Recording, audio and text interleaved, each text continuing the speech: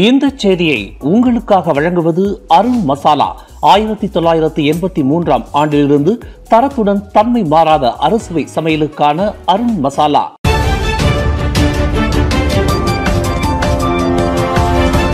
வணக்கம். திசைகளின் ஒரு மணி செய்திகள். டிரம்பின் மலேசியா வருகை வர்த்தக ரீதியில் புதிய அத்தியாயத்தை துவங்கும், பிஸ்மா புத்ரா நம்பிக்கை. அமெரிக்க அதிபர் டொனால்ட் ட்ரம்ப் பிரதமர் டத்தோஸ்ரீ அன்வார் இப்ராஹிமின் அழைப்பை ஏற்று நாளை அக்டோபர் 26 துவங்கும் 47வது ஆசியான் உச்சி மாநாட்டில் கலந்து கொள்ள மலேசியாவிற்கு வருகை புரிகின்றார். கடந்த ஜனவரி மாதம் ட்ரம்ப் பதவியேற்ற பின்னர் தென்கிழக்காசியாவில் அவர் கலந்து கொள்ளும் முதல் மாநாடு இதுவாகும் என்று பிஸ்மா புத்ரா இன்று சனிக்கிழமை வெளியிட்ட அறிக்கையில் குறிப்பிட்டுள்ளது. நாளை அக்டோபர் 26 அன்வார் மற்றும் ட்ரம்ப் இடையே இருதரப்பு சந்திப்பு பேச்சுவார்த்தை நடைபெறவுள்ளதாக அந்த அறிக்கையில் குறிப்பிடப்பட்டுள்ளது. இரு தலைவர்களும் வர்த்தகம், முதலீடு, பாதுகாப்பு மற்றும் மக்கள் தொடர்புகளை வலுப்படுத்தும் முயற்சிகள் குறித்து விவாதிப்பதோடு பிராந்திய மற்றும் சர்வதேச விவகாரங்கள் குறித்தும் கருத்து பகிர்வு நடத்தவுள்ளனர். ட்ரம்பின் வருகை மலேசியா அமெரிக்கா உறவை மேலும் வலுப்படுத்தி வர்த்தக ரீதியில் புதிய அத்தியாயத்தை துவங்கும் என்று பிஸ்மா புத்ரா தெரிவித்துள்ளது. கோலாலம்பூர் மாநாட்டு மையத்தில் நாளை துவங்கவுள்ள 47வது ஆசியான் உச்சி மாநாட்டில் விருந்து உபசரிப்பிற்காக 100க்கும் மேற்பட்ட சமையல் கலைஞர்கள் 24 மணி நேரமும் உழைத்து 5000 பிரதிநிதிகளுக்காக உணவு தயாரிக்கின்றனர். அடுத்த 3 நாட்களுக்கு தினமும் 5 முறை உணவு வழங்கும் பொறுப்பை ஏற்றுள்ள அவர்கள் மலேசிய உணவுகளின் சுவையையும் தரத்தையும் பிரதிபலிக்கும் வகையில் உணவு பட்டியலை வடிவமைத்துள்ளனர். மலேசியாவின் பல்சுவை சமையல் கலாச்சாரத்தை பிரதிபலிக்கும் வகையில் ரெண்டாங், வறுவல், சா குய்தியாவ் மற்றும் சத்தே போன்ற உணவுகள் தயாரிக்கப்படுகின்றன என்று சமையல் குழு தலைவர் ஹிஷாம் ஜஃபார் தெரிவித்துள்ளார். வெளிநாட்டு தலைவர்களை வரவேற்கும் விருந்து உபசரிப்பில் த கிங் ஆஃப் ஃப்ரூட்ஸ் என்றழைக்கப்படும் டுரியானும் பரிமாறப்படும் என்றும் அவர் குறிப்பிட்டுள்ளார். அதேவேளையில் உள்ளூர் பொருட்களால் தயாரிக்கப்பட்ட பானங்கள் மற்றும் பாரம்பரிய தேயிலை கொண்டு தயாரிக்கப்படும் தேத்தாரே பிரதான சிறப்பாக இருக்கும் என்றும் ஹிஷாம் தெரிவித்துள்ளார்.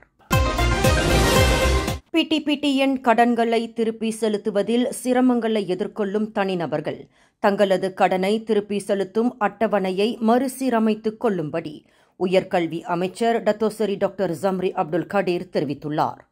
நிதி நெருக்கடி காரணமாக உண்மையிலேயே கடனை திருப்பி செலுத்த இயலாதவர்களுக்கு அரசாங்கம் கருணையுடன் கூடிய இந்த அணுகுமுறையை எடுத்து வருவதாகவும் அவர் குறிப்பிட்டுள்ளார்.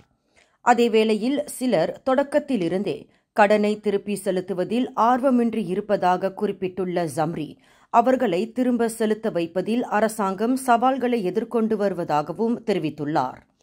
என்றாலும் 2026 பட்ஜெட் அறிவிப்பில் பிடிபிடிஎன் தொடர்பில் பயண கட்டுப்பாடுகள் விதிக்கப்பட்ட பிறகு கடனை திருப்பி செலுத்துவோரின் எண்ணிக்கை அதிகரித்துள்ளதாகவும் அவர் தெரிவித்துள்ளார். தாய்லாந்தின் முன்னாள் அரசியார் சிரிகிட் மறைவுக்கு வெளியுறவு அமைச்சர் டத்தோசரி முகமது ஹசான் தனது ஆழ்ந்த இரங்கலை தெரிவித்துள்ளார். தாய்லாந்து அரசாங்கத்திற்கும் மக்களுக்கும் எனது இரங்கலை தெரிவித்துக் கொள்கிறேன் என்று இன்று சனிக்கிழமை நடைபெற்று வரும் ஆசியான் வெளியுறவு அமைச்சர்கள் கூட்டத்தின் தொடக்க உரையில் முகமது ஹசான் குறிப்பிட்டார். நேற்று வெள்ளிக்கிழமை இரவு 9:21 மணியளவில் கிங் சுலாலாங்ஹான் நினைவு மருத்துவமனையில் தனது 93 வயதில் அரசி சிரிகிட் காலமானார். பல்வேறு சமூக நலன் மற்றும் கலாச்சார பாதுகாப்பின் பங்களிப்புக்காக மதிக்கப்பட்ட அரசி சிரிகிட் நடப்பு மன்னர் வஜிரலாங்கானின் தாயாவார். தாய்லாந்தின் நவீன வரலாற்றிலும் அவர் குறிப்பிடத்தக்க பங்கை கொண்டிருந்தார் என்பது குறிப்பிடத்தக்கது. 47வது ஆசியான் உச்சி மாநாட்டில் மியான்மர் மீதான 5 அம்ச ஒருமித்த ஒப்பந்தம் செயல்படுத்துவது குறித்து மறு ஆய்வு செய்யப்படும் என்று வெளியுறவு அமைச்சு தெரிவித்துள்ளது. பிரதமர் டத்தோஸ்ரீ அன்வார் இப்ராஹிம் தலைமையில் நடைபெறவுள்ள இம்மாநாடு முழுமையான மற்றும் ஆலோசனை அமர்வு என 2ஆக பிரிக்கப்பட்டுள்ளதாக வெளியுறவு அமைச்சு குறிப்பிட்டுள்ளது. முழுமையான அமர்வின் போது ஆசியான் சமூக கட்டமைப்பு மற்றும் ஆசியான் வெளியுறவுகள் தொடர்பான பிரச்சினைகள் குறித்த விவாதங்களில் கவனம் செலுத்தப்படும் என்று அறிவிக்கப்பட்டுள்ளது. அதேவேளையில் ஆலோசனை அமர்வின் போது ஆசியான் தலைவர்கள் மியான்மரில் நடக்கும் அரசியல் மற்றும் மனிதாபிமான நெருக்கடியை நிவர்த்தி செய்யும் வழிகள் குறித்து விவாதிப்பார்கள் என்றும் வெளியுறவு அமைச்சு குறிப்பிட்டுள்ளது. 47வது ஆசியான் உச்சி மாநாட்டை முன்னிட்டு நாளை அம்பாங் பாக்கில் எந்த ஒரு கூட்டத்தையும் நடத்த காவல்துறை அனுமதிக்காது என்று மாநகர காவல்துறை தலைவர் டாக்டர் ஃபடில் மர்சூஸ் தெரிவித்துள்ளார்.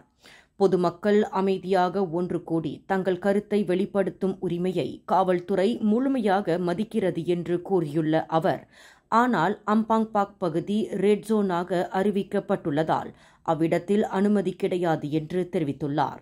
உச்சி மாநாட்டில் கலந்து கொள்ளும் பிரதிநிதிகளை கொண்ட இன்டர் கான்டினென்டல் ஹோட்டல் அம்பாங் பாக்கிற்கு மிக அருகில் அமைந்துள்ளது.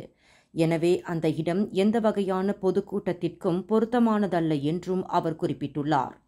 அதேவேளையில் டத்தரன் முர்டேக்கா அல்லது படாங் முர்போ போன்ற மாற்று இடங்களில் கூட்டத்தை நடத்த அறிவுறுத்தப்பட்டுள்ளதாகவும் ஃபடில் மர்சூஸ் தெரிவித்துள்ளார். சபா மாநிலத்தில் மீனவர்களை அச்சுறுத்தி வந்த 60 வயதான ராட்சச முதலையை அம்மாநில வனவிலங்குத்துறை அதிகாரிகள் நேற்று பிடித்துள்ளனர்.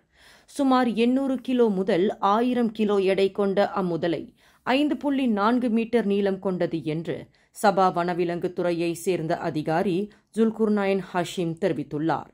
மொரோத்தாய் பசார் கம்போங் பங்காலான் அஸ்லி என்ற இடத்தில் பொறி வைத்து அம்முதலையை வெற்றிகரமாக பிடித்துள்ளதாகவும் ஜுல்குர்னைன் தெரிவித்துள்ளார்.